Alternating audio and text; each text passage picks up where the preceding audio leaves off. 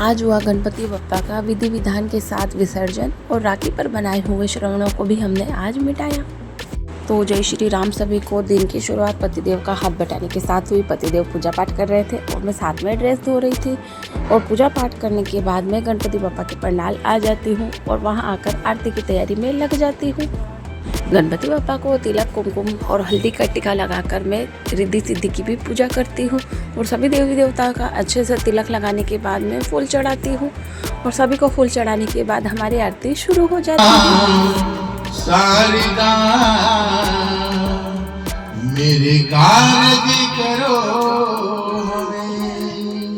देवा।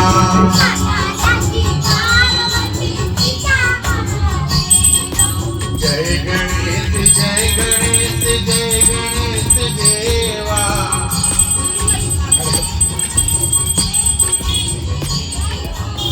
सदा की पार्वती पिता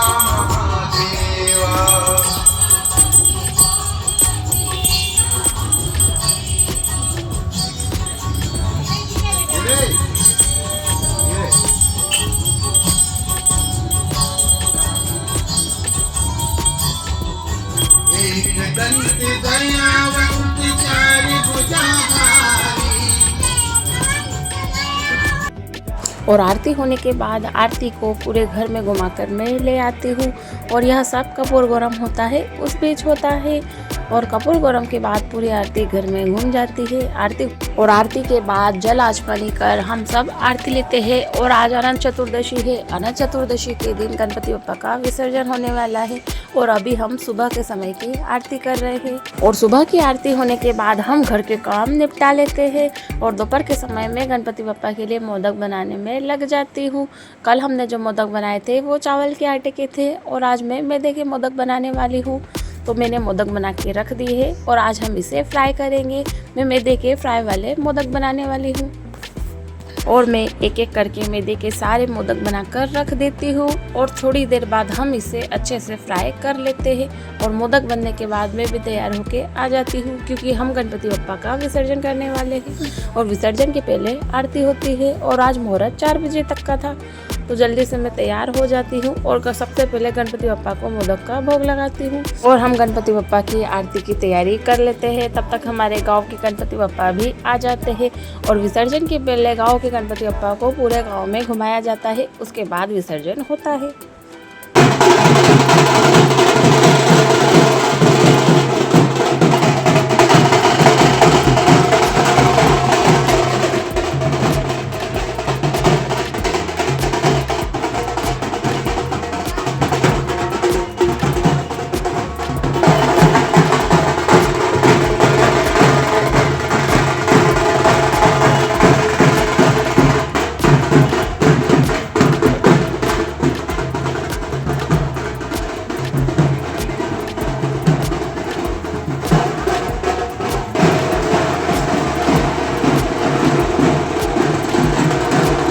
और गणपति बप्पा का जुलूस जब तक गांव से घूम कर आ रहा है तब तक हम आरती कर लेते हैं। और आज तो बच्चे भी है और तारुषी ने तो बहुत सारी अच्छे गाने भी गाए।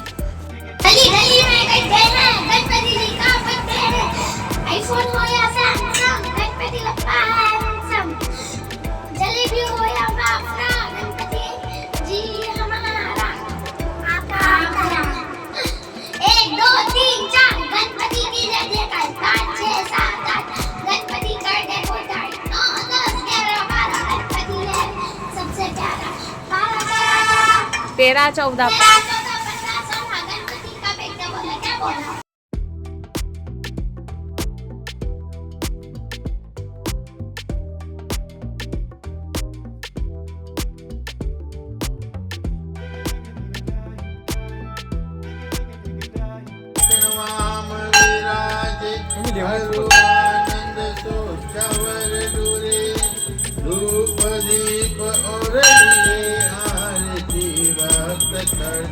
जय गान करे गुण के मोदक भोग लगत मोदक वाहन चढ़ा करे तो रूप देवा गणपति भगवानी शैतम नमामि प्रहलाद महाराज गोपाल काले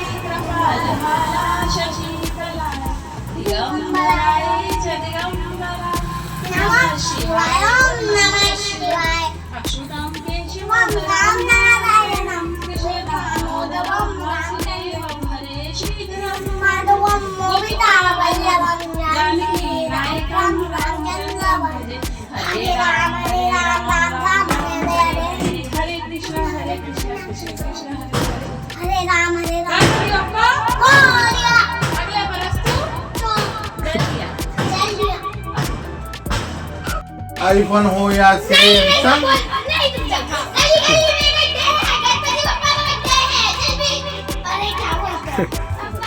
आईफोन हो या सैमसंग, गणपति बप्पा जलेबी फाफड़ा।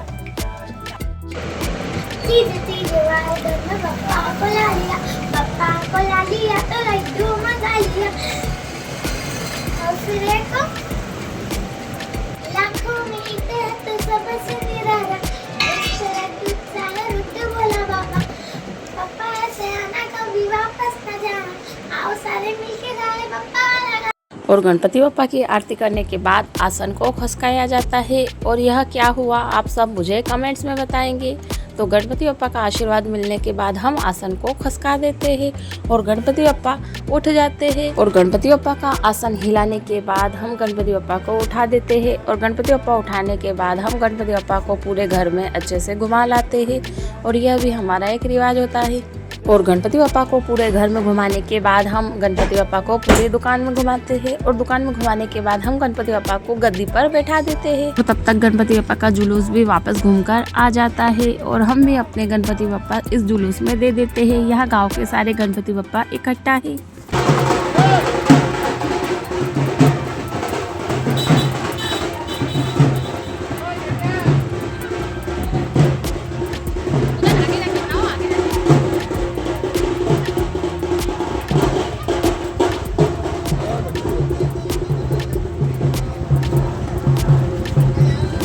यो बच्चों यहाँ बैठो रे कहीं पीछे यहाँ पे अरे गेन आगे रख दो घुमाओ ना बल्ली घुमाओ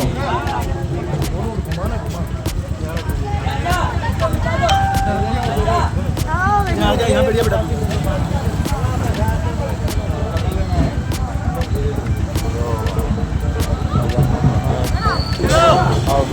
और हम भी अपने गणपति बप्पा को विदा करते हैं और जुलूस गांव में पहुंच जाता है। और हमारे गांव के सारे गणपति बप्पा राम मंदिर में विसर्जित होते हैं क्योंकि वहां पर एक कुंड है। और थोड़ी ही देर में जुलूस राम मंदिर पहुंच जाता है। यहां सभी गणपति बप्पा का विसर्जन होने वाला है।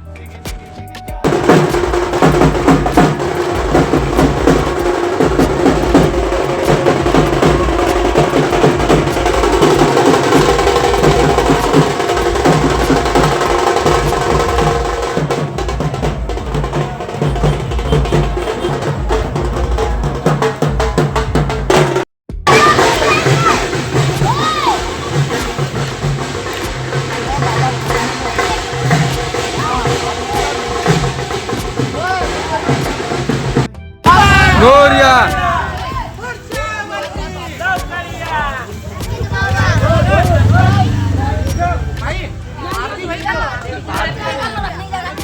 एक न डरे तीन लोक जय सदैव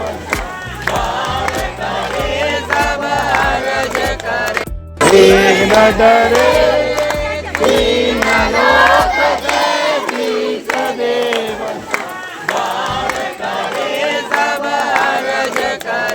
और विसर्जन के पहले सभी गणपति बप्पाओं की आरती होती है। और ये है हमारे गणपति बप्पा जिनका विसर्जन होने वाला है। और ये भैया गणपति बप्पा को तैराकों को दे देते हैं और ये बीच पानी में ले जाकर गणपति बप्पा का विसर्जन कर देते हैं। और इसी के साथ छोटे छोटे गणपति बप्पाओं का भी यहीं पास में विसर्जन होता है, लेकिन बड़े वाले गणपति बप्पा का बीच में विसर्जन होता है। और बारी बारी से सभी गणपति बप्पाओं का विसर्जन हो जाता है।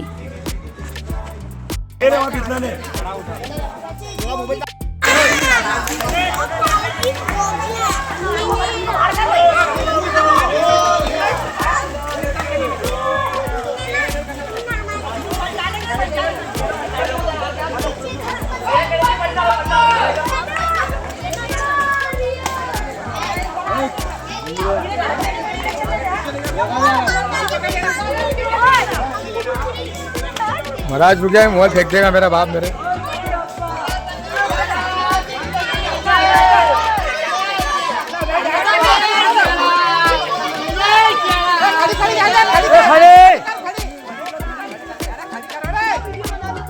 गणपति बप्पा के विसर्जन के बाद में सारा डेकोरेशन का सामान हटा देती हूँ। तब तक बच्चे भी घर आ जाते हैं और वो भी मेरी मदद कराते हैं। और गणपति बप्पा के विसर्जन के बाद हम ये श्रवण को मिटा देते हैं। और ये श्रवण आपको याद होगा कि हमने राखी के दिन बनाए थे और राखी के 2 दिन पहले ये श्रवण बनाए जाते हैं और गणपति बप्पा के विसर्जन के बाद इन्हें मिटाया जाता है, क्योंकि कल से श्राद्ध पक्ष शुरू होने वाले हैं। और ऐसा माना जाता है कि जब तक ये श्रवण घर में रहते हैं पितर हमारे घर में प्रवेश नहीं कर पाते हैं, इसलिए इन श्रवणों को मिटाया जाता है। और इस पानी को मैंने तुलसी में डाल दिया। और कल तक जो पंडाल पूरा भरा हुआ था आज वह खाली हो गया। ये तो मुझे बिल्कुल भी अच्छा नहीं लग रहा। खैर कोई बात नहीं, अगले साल गणपति बप्पा फिर से आएंगे और इसीलिए कहा गया है गणपति बप्पा मोरिया, अगले बरस तू जल्दी आ। और हमारे गांव में दिन भर और रात भर गणपति बप्पा के जुलूस चलते रहे। तो आज के हमारे इस ब्लॉग में इतना ही। चैनल पर बने रहिए, धन्यवाद। और आपको आज का गणपति बप्पा विसर्जन का ब्लॉग कैसा लगा हमें कमेंट्स में बताना ना भूलें।